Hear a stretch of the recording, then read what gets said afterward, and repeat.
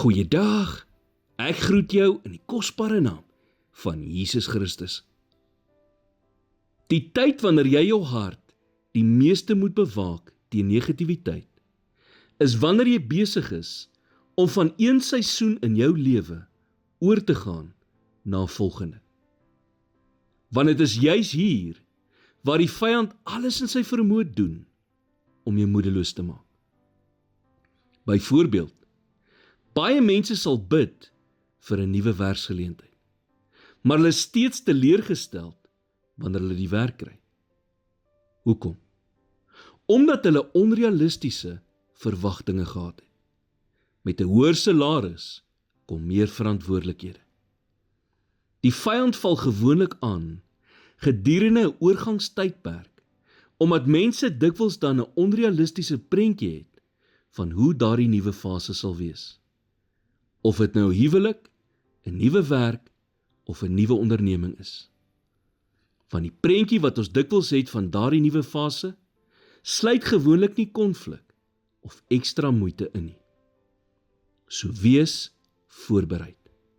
Wanneer jy oorskakel na iets nuuts, kan jy seker wees, die vyand gaan jou probeer negatief maak, soveel so, dat jy by jouself wonder, het ek dalk 'n fout gemaak? Dalk moet ek net teruggaan na hoe dinge was. Hierdie verandering is te moeilik. Ek kan dit nie doen nie. Dit was juis die oomblik toe die Israeliete uit die woestyn gekom het en op die punt gestaan het om die beloofde land binne te gaan, dat die spioene met die slegte verslag teruggekeer het. Hul verslag en vrees het 'n stortvloed van negativiteit veroorsaak. 'n handjievol man se negativiteit het die hele nasie in hul voetspore gestuit. God het vir hulle 'n land van melk en honing in gedagte gehad, maar hulle het dit nooit in besit geneem nie, as gevolg van negativiteit. Wees soos Joshua en Caleb en pak nuwe uitdagings aan met alles in jou. Leer om die reis na die bestemming net soveel te geniet as die bestemming self. Wees tevrede en God sal jou kry waar jy moet wees. Moenie toelaat dat negativiteit jou storie skryf nie. God het 'n baie beter storie vir jou in gedagte.